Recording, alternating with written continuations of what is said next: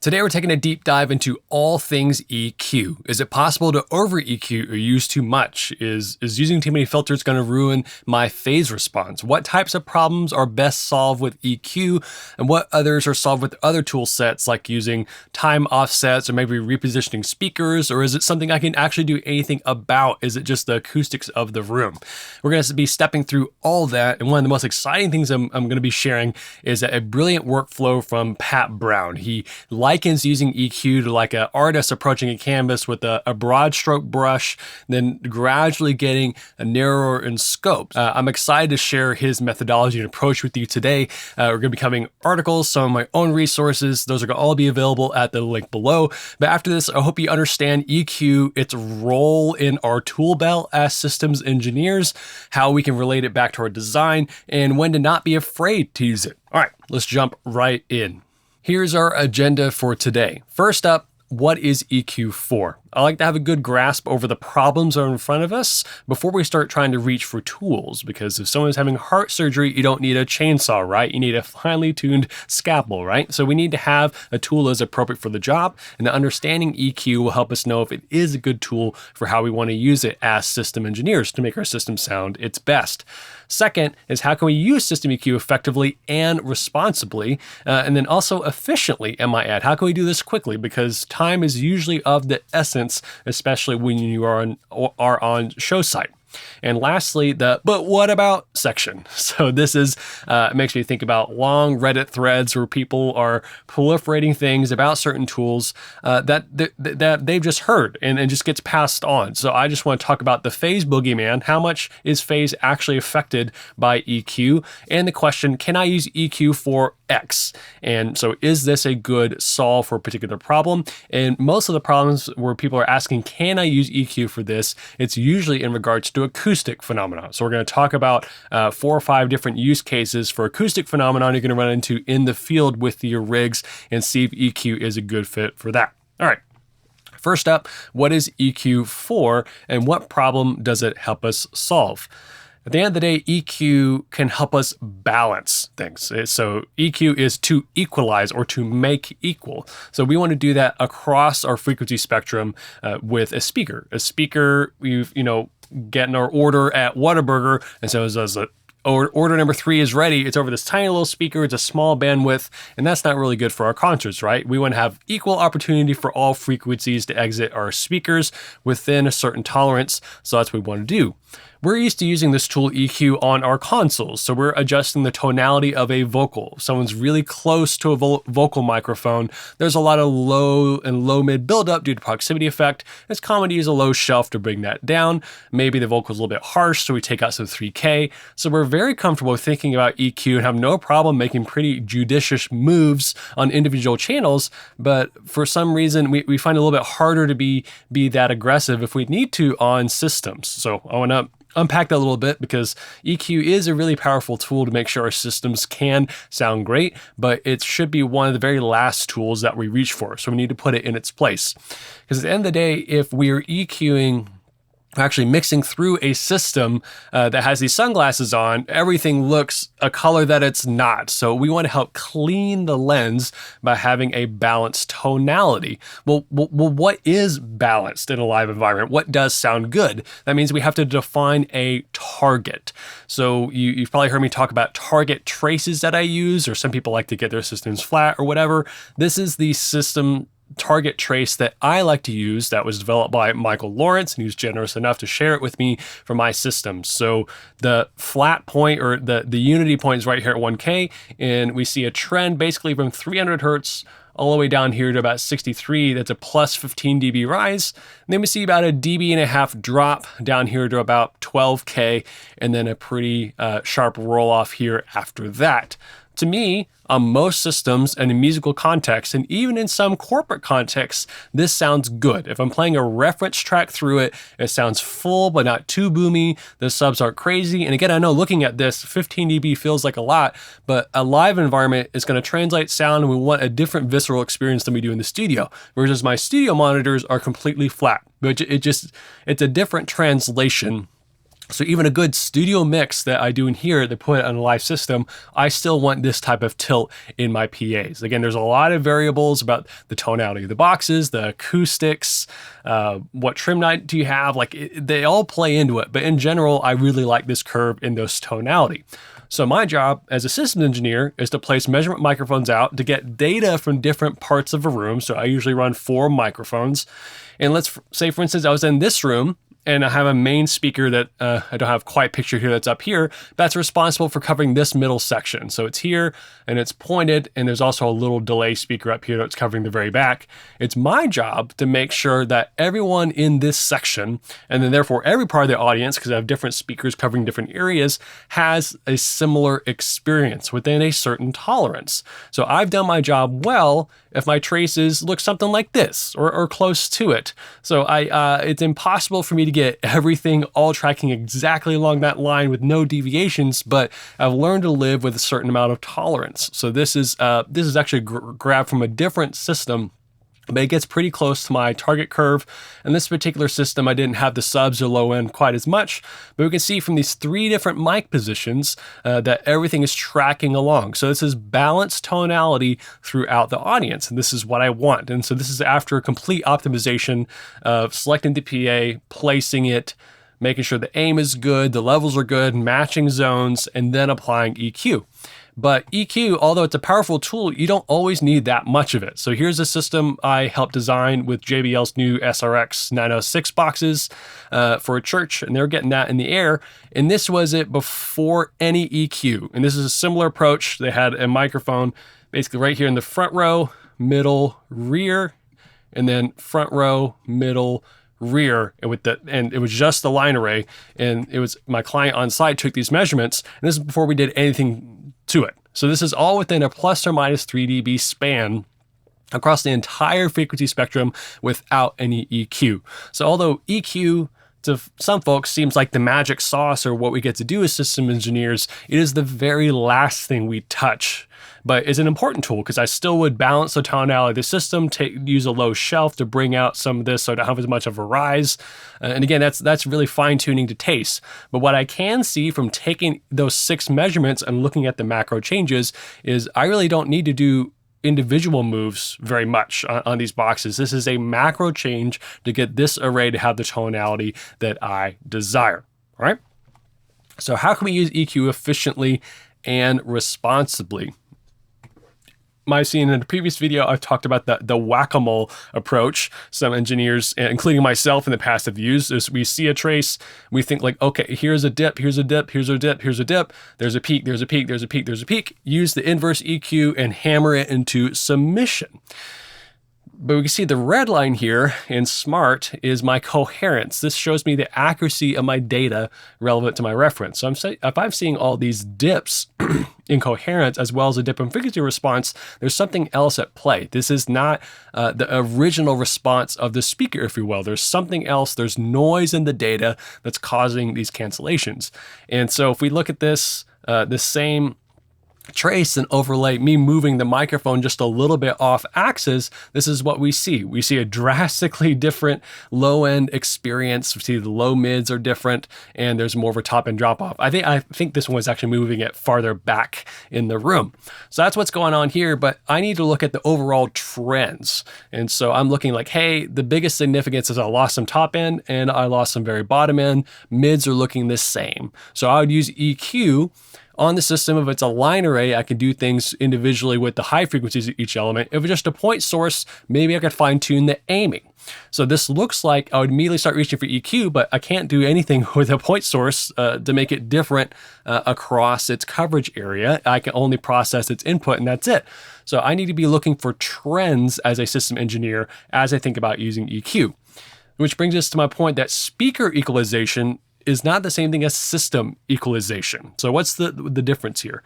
So if I am some audio manufacturer ABC and I'm making a new point source speaker, I'm going to often apply processing either in a preset in the amps or within the speaker itself that I can use to get it to my desired response. You can go a completely passive approach and use the components in the box to do that. Often manufacturers are doing both. So it's a combination of DSP as well as their physical design to get the desired response out of the box. So speaker equalization is that. So the flattens the response of the speaker, the source itself. It's a single source, usually measured in an anechoic environment, so without the influence of a room or any reflections on axis, and often measured off axis to see what's happening within its coverage pattern or even outside of its coverage pattern. And it's usually optimized to a flat curve unless the manufacturer decides otherwise. For a lot of large format line arrays have a big HF tilt because they're throwing a long distance, and there's all sorts of other things you can do. But for all intents and purposes, a lot of manufacturers get their boxes flat. But what's common between these two, which we'll get to, is the last step after thoughtful design. If you have a junk crossover, or the wood is not quality, or even the plastic you're using isn't funneling the air through the ports the right way, you're not going to get a good response. So equalization, again, is one of the last things you do when you're designing a speaker. Okay, let's move over to system equalization. So this is us in the field optimizing a system. So this puts an already equalized sound source, so a speaker that a manufacturer already said is good to go, together in a conglomerate system in a room to evenly cover an audience. So it's up to us to select the right speaker, put it in the right place, aim it, drive at the right level with the right tonality and time align it with the rest of the system so we can get the desired result. So we are measuring positions around the audience listening areas. Usually that ends up getting good data when we're on axis with the speaker, but we're not concerned about what things are looking like close to the speaker. We're listening from where the audience is. If it's a front field, yes, we're going to be close to that speaker, but if it's a line array 40 feet in the air, we're far from it. But we put microphones down on the ground to see what the response is going to be like. And we can alter the tonality with EQ to get our desired target. Next is we can optimize the system at macro and micro levels for even tonality throughout the audience. So this might be processing the inputs to the entire system. This could be an individual speaker hang. This could be an individual line array box. And in system equalization, again, I know I'm beating a dead horse here, but it's the last step after thoughtful design. Mechanical design, knowing the goals of the show, right box, right place, right aim, right level, right timing, then right tonality. That comes last. So anyway, this is the same goal, to produce a smooth, even response, either from the speaker to the audience, but it's different approaches, a different methodology. All right, so that was a lot of buildup to bring us to our main event here. And this is a really cool approach from Pat Brown at SynodCon. It's just an article that really resonated with me, and it's his personal approach to equalizing a speaker. So if he's wanting to optimize a speaker itself before it's in a rig to get it to a flat target, here's how it goes. So I'll have a link below to his article. It's brilliant, but I'm just basically, here's my spin and approach to it. So Pat Brown's efficient EQ workflow is get quality far field measurement. So we're going to put a microphone at least 3x the long speaker dimension. Sorry for the typo there, I put 1/3. But if I have a speaker, its longest dimension is 2 feet tall. I need to have the microphone at least 6 feet away on axis. We want to define our target. And in Pat Brown in articles, if you're unsure, just go with flat. They can always alter that at a macro level in the field. And number 3 is we normalize the pre-EQ response at 0 dB. So get the average of the response there. And then we're going to either use boost or cut filters, whichever we need, to EQ the speaker in this order. And this is the really cool part. You look at data first with 1 octave banding or averaging and these 1 octave filters. That's really intuitive. And then you move a little bit more granular, 1/3 octave banding, 1/3 octave filters. Then move to another 1/6 octave banding and 1/6 octave filters. So we're starting with a really wide brush and get a medium brush and then a really tight brush to fine tune the response. So what does this look like in action? So here's my humble little measurement setup, my Fostex that you've probably seen before, and I have my measurement microphone on axis. I had it a little bit closer than 3 times the baffle length, just so I can make sure the reflection off this sideball right here was hitting the panel, and they give me nice coherent data. Okay, so here is the response of that speaker, pre-EQ at 1/48 octave smoothing. So we can see here the red line, our coherence trace, is very much towards the top, which means it's very accurate data. We can trust it. We're getting a little or I say little, but a big hiccup here right at 5K, it looks like. So I'm not going to take a whole lot of stock in what that specific measurement is saying, but especially here in the lows and low mids, I have very accurate data. So I can trust what this is telling me. So the easiest way to think like, well, how can I get this flat is basically flip its current curve over on its head. So I just went right click, invert magnitude trace, and this is it. So the purple would be the idealized filter to apply to this to get it to ice skate rink flat. But there actually are some softwares out there that kind of do this for you. You can load it into your processor, but let's do it manually today. So first, we're going to look at pre-EQ with 1 octave banding. So this is our original speaker's response with 1 octave banding. So this is equal energy per 1 octave. We're smoothing and we're seeing what's going on. So then I put a filter here, and it looks like about 150 hertz. And I put another one here at the top, which is the green. So it's pre is the cyan. The filter I used is the green, and then the yellow trace is the post result. So we're able to take this difference here and bring it down, and take this difference here and bring it down as well. So that was the just 2 EQ moves I made at a very broad stroke area. So that's 1 octave, which off the top of my head is 1.41 Q, or quality index. So I think he has a conversion in the article as well. So now let's move on a little bit tighter. So now this is post EQ 1/3 octave banding. So pre is now looking at it. You see in the bottom right hand corner, I have 1/3 octave. I've now moved a little bit tighter on the banding, and that is pre. And then the filter is, I think I did 4 filters here. So I have 1 cut, another boost, and then another cut, I think is what happened here. And then I brought it to my yellow trace, so we're even flatter now. Now let's zoom in a little bit more, and we now are at 1/6 octave banding. And then I use my filter to cut, another little boost, and that was it. So 4 filters there to bring it to my result, which was the yellow. So now if we look at a complete before and after, so the cyan trace is before, green is my filter, that looks pretty close to an inverse of what we're seeing, and then the yellow is the after. And we can also see the phase trace up here. So this was the green is the phase trace of that filter, and then the change in phase response from cyan to yellow in this speaker. So just keep this in mind when we are talking about phase a little bit later. Okay, so this was a near field experiment. Oftentimes our systems have a lot more anomalies than just a nice studio and a mic very close to it. So let's extrapolate some of these principles to system tuning, this different environment with a similar goal.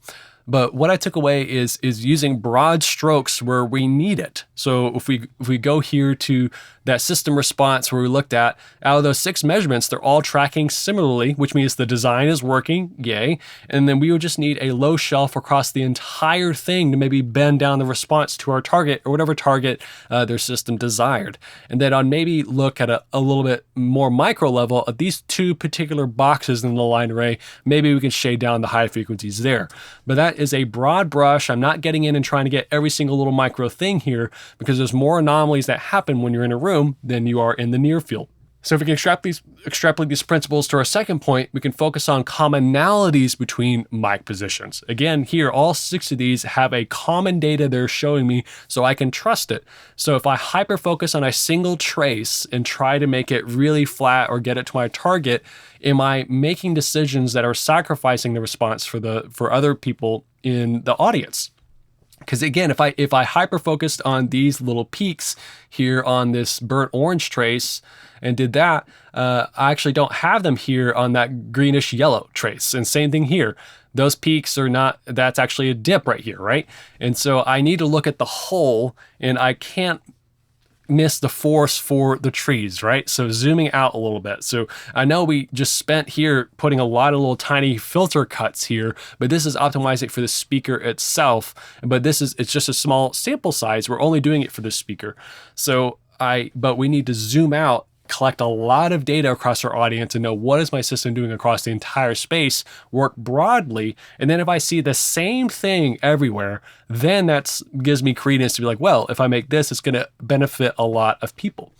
Lastly, You can only equalize according to the data you capture. So you need to be mindful of where you're putting your microphone and how you're capturing that data.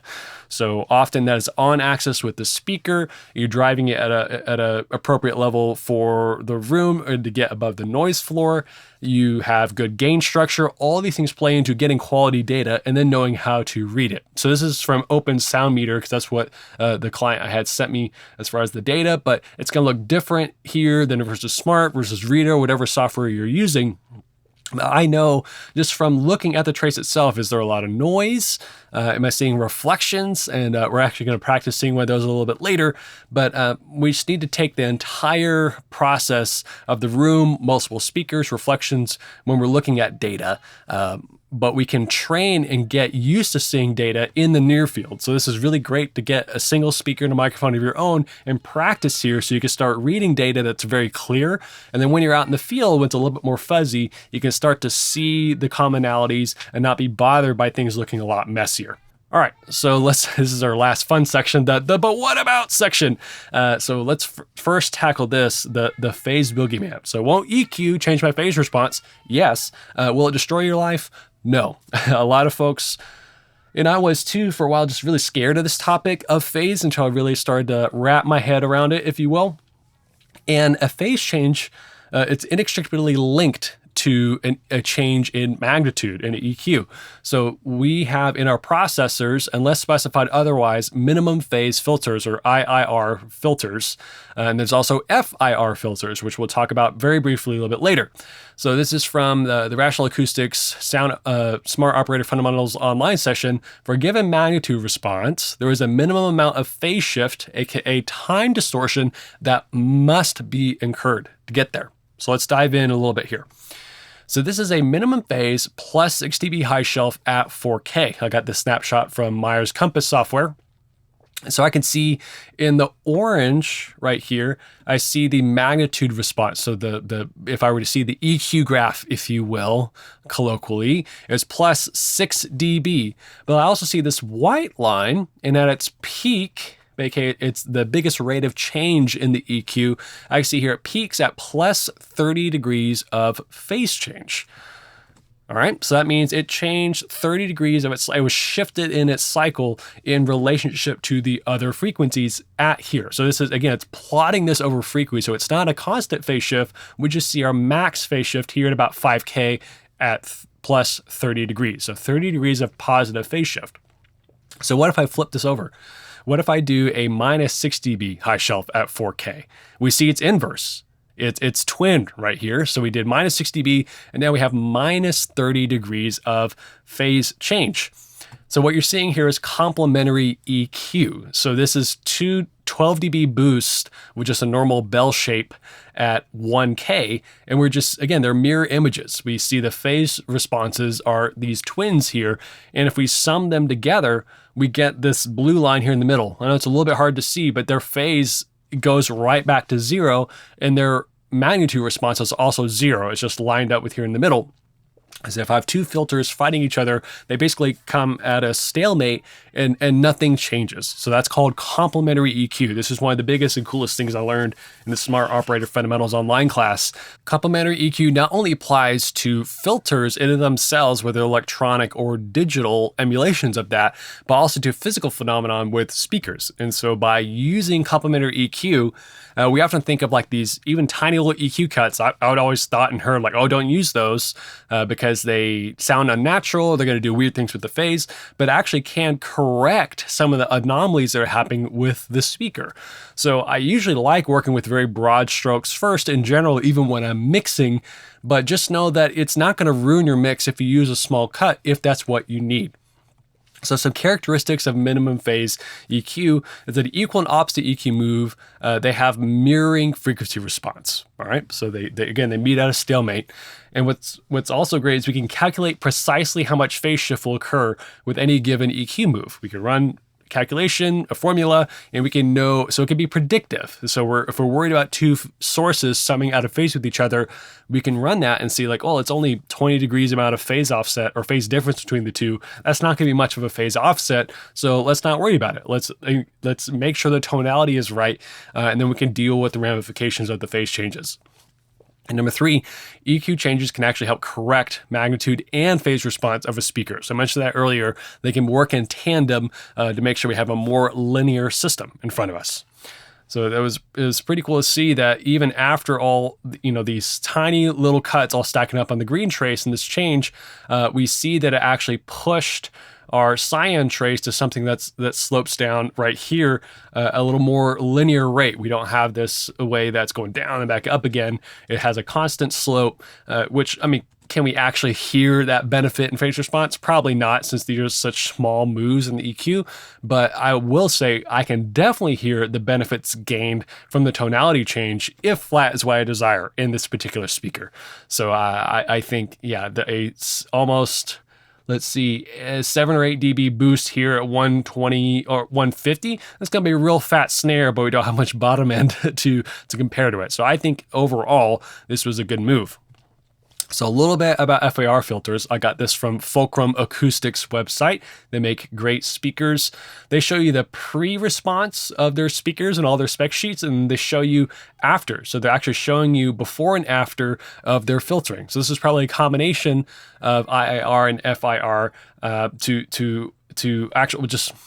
It's using EQ as well as phase change together independently to accomplish a desired result. It's more complicated than that, but I at least wanted to mention FIR, and that basically we are able to, one of the benefits of it is able to manipulate phase and magnitude independently of each other, which is here on the right. We can get a process phase response to something that's very flat on this speaker. I have another video that talks about that a little bit more, but definitely check out Fulcrum Acoustics video on their YouTube channel that talks about their TQ processing, and it walks you through FIR processing much better than I can.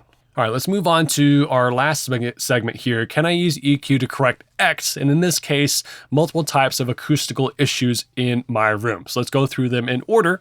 First up, we have room modes. So if you're unfamiliar with these, this is basically wavelengths that are equal in length to the dimensions of your room, or certain doublings and quadruplings of the dimensions basically add up and create standing waves at different parts of your room.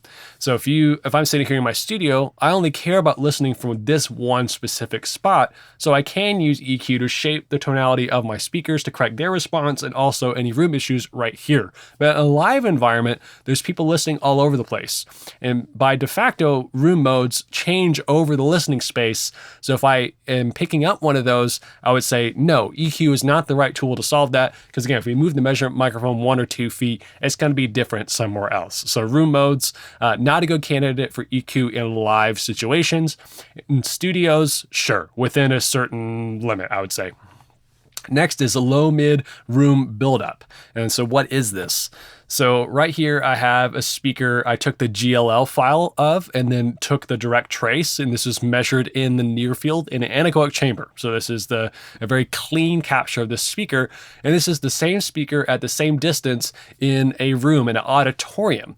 So what we're seeing here is an increase in LF and a kind of a 1K tilt point, and then a drop in high frequencies. So we're having high frequency loss over distance, and then we're seeing low frequencies rise because we have, especially on a point source speaker, we have low frequencies radiating out more and more spherically as we go down in frequency. So it's bouncing around and contributing to the measurement. Apologize for not having better coherence data on this to show you how much of this is signal, how much is noise. But all that being said, this is the general tonality of the speaker. It just happens to be in this room. So yes, you can use a low shelf maybe here at 500 hertz to bring that back down if you wanted to get it more flat. Again, this is technically a timing issue because we're hearing late reflections, but there's so many of them, and our ear has them so close together and just perceives it as reverb and room build up that it's okay to bounce the overall response with a low shelf.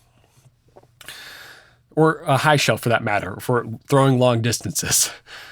Next is floor bounces. So how can we spot those? So here in Smart, we have our impulse response is the squiggly line at the top, and this is where my delay finder has tracked onto it. And then we see here this other little spike of energy is a telltale sign of a floor bounce. My microphone was about head height, my speaker was up in the air, and I see I have very low or high resolution data only have 1/48th octave banding, and I'm seeing this fairly jagged frequency response. So what do I do with that? So this is actually a comb filter. And what can I take here is the time offset of my original IR versus what's here. And so I measured from here and the time offset from 23 milliseconds, and it's right here before 10. So it's about a 9 millisecond offset. And I put my cursor over here and found that number. So if I put a 9 millisecond offset of the two correlated waves coming together, and one was 9 milliseconds late, we get a comb filter. And this calculates for me my first 3 dips in the comb filter, and then the first 3 peaks. This is available in my Audio Math Survival spreadsheet with over 30 other calculations. You can also get that at the link below.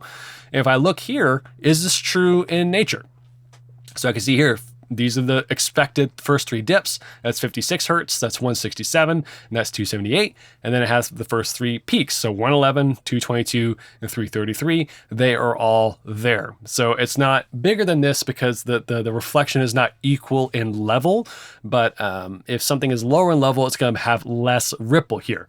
But all that being said, I should not take an EQ and basically make an inverse of this and start correcting it, because this is not due to the speaker's inherent response. It is due to this spot in the room where the reflection is coming back. It is creating that response. So no, EQ is not the right tool to solve this problem. It is a timing issue, not a tonality issue. It's a tonality problem, but a timing cause.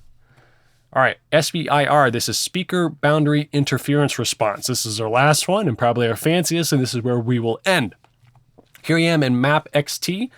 I've got a single 18 sub right here, and it is about, the front of the sub is about 9 feet away from this left wall, and that's a half wavelength at 63 hertz. And I chose that on purpose. We'll get to that in a second. And within MapXT, I can turn on the reflective surfaces. So this is a plan view. We're looking top down. So if this is our room here, I only have the reflective surfaces here on the rear wall. So we can isolate that phenomenon. And so this is going to be the strongest impact because it's the wall that it's closest to other than the floor. So here's the response at 40 hertz. And if we remember, a single subwoofer is supposed to be omnidirectional. And so we see here from it bouncing off the back wall and then coming back and combining with it at a later point, we're having a change in the coverage pattern. And if I move up in frequency, we're now here at 50 hertz. And then now we're here at 63 hertz. So we see a gradual narrowing as we go lower, which is usually the opposite. We usually get more spherical as we go lower in frequency. Broadened out a little bit at 50 hertz and even more at 63. And now we move to 80, and now it starts to kind of cave in on itself in the center. And that's all from that SBIR, or the Speaker Boundary Interference Response. So that reflection that's coming off the back wall is then combining with the wave at the speaker membrane, and therefore changing the response that's going back out into the room. So no, EQ is not the right solve here. Maybe tempting to look at maybe for standing over here, oh, I'm not having very much 40 hertz. Let me EQ that in. Well, since it's a changing problem over the space, it is again a timing thing, not it's a tonality symptom, but it's a timing issue. So we need to solve it with a different tool. So what can we do? How can we solve it? So we can actually place the sub against the wall and actually turn it to face the wall. And maybe do like a fist-sized space. But we actually can eliminate that bounce, because if that timing offset is what was causing all those cancellations, if it was going here off the back wall of the ring combining, how we can get rid of it is just put it against the reflective surface. So what does it look here now at 40 hertz? Much better. Something we can expect here from a subwoofer. Here at 50 hertz, here at 63 hertz, here at 80 hertz. So a uniform response. Again, this is only this rear wall. I'm not taking into account the reflections off these side walls or this back wall, or this, I guess, front of house wall, we would call it that. But it's a lot different than if I went here at 40 hertz. That's not a good look if we have a wider audience, and we don't want it changing that much over frequency. So if I have my subs and there's a very hard surface behind it, I try everything I can to either get them farther away from the wall to minimize that, and if I can't, I'll just put it up right up against it so we actually get the least amount of timing offset from that rear wall. All right, here's our recap, and we covered a whole lot of ground today. First, equalization is the last tool in your tool belt after thoughtful gig assessment, so know your client, know your goals, speaker selection, placement, aim, level setting, and time alignment, then EQ. So don't use EQ as a solution for timed-based issues, except for kind of the gray area of just room buildup due to reverb and reflections, that kind of thing. Number 3, the phase boogeyman is not out to get you. I'm not, don't mishear me, I'm not trying to say don't pay attention to phase, but we usually give too much credence to the phase change that would actually be a benefit to us if we did them to make our speakers more flat or make our system more neutral. If the tonality is there, it's often a benefit to us. So if I'm off base here, please let me know. I'd love to hear from you below on that, but that's just my take. And last is don't miss the forest for the trees. In system tuning, don't hyper-focus on a single measurement. Make sure you get good data. Don't be afraid to move that microphone around and see what's happening around the total audience area and move forward from there. All right, my name is Michael Curtis. Thank you so much for hanging out with me today. Hope this is helpful to you to get a better grasp on EQ, how to use it, where to use it within a system tuning context. If there's any resources that I mentioned, whether that's articles or some of my resources, they're at the link below. I'll catch you next time.